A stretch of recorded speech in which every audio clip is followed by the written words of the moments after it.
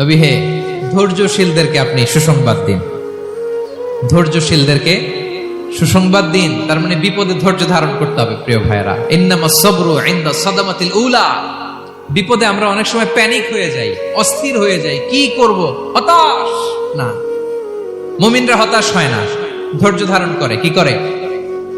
কি করে?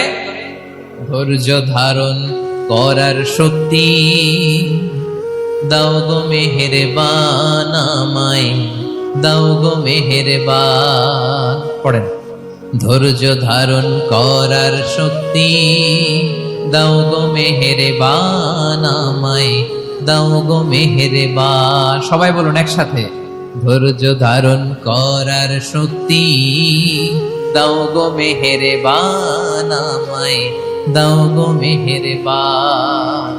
বুকের ভেতর ব্যথার নদী বইছে অবিরা, বইছে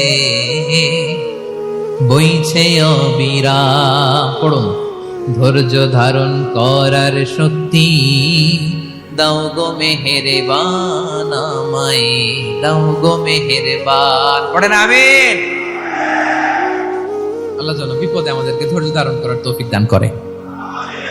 প্রিয় ভাইয়েরা, ধৈর্য এটা এমন একটা গাছ যে গাছের সারা গায়ে কাটা, কিন্তু এই গাছের ফলটা বড় সুস্বাদু। আই রিপিট, আমি আবার বলছি, ধৈর্য এটা এমন একটা গাছ যে গাছের সারা গায়ে কাটা, কিন্তু ফলটা বড় মিষ্টি, ফলটা বড় সুস্বাদু। সবাই ধৈর্য ধারণ করতে পারে না।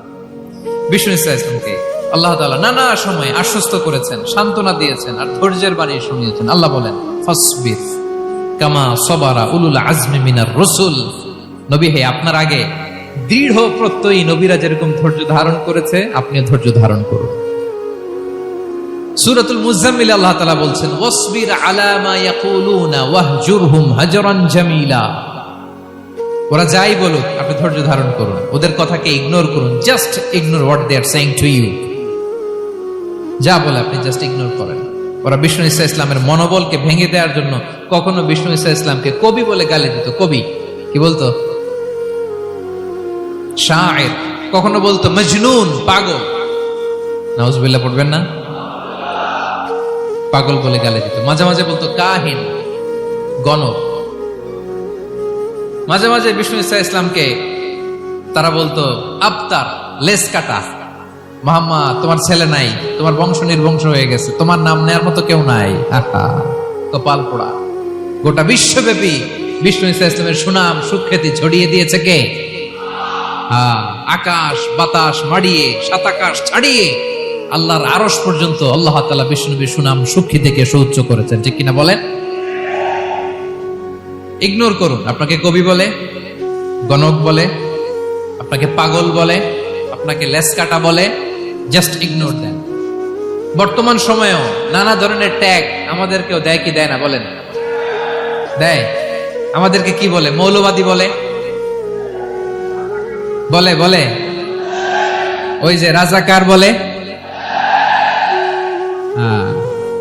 রাজাকার রাজাকার খেলার দিন শেষ। মন মতো হইলে মুক্তিযোদ্ধা, মন মতো না হইলে রাজাকার, এই দিন শেষ। ওই দিন আর নাই। এই কার্ড দিয়ে আর খেলার দিন নাই। এগুলো মানুষ আর খায় না এখন, এগুলো গিলে না আর। সাধারণ মানুষ বড্ড সচেতন। দেখেন, কালের বিবর্তনে, সময়ের আবর্তনে একই পরিক্রমা আমাদেরকেও ট্যাগিং করে। আমাদেরকে মৌলবাদী বলে, ব্যাকডেটেড বলে, রাজাকার বলে, জঙ্গি বলে, যুদ্ধাপরাধী বলে।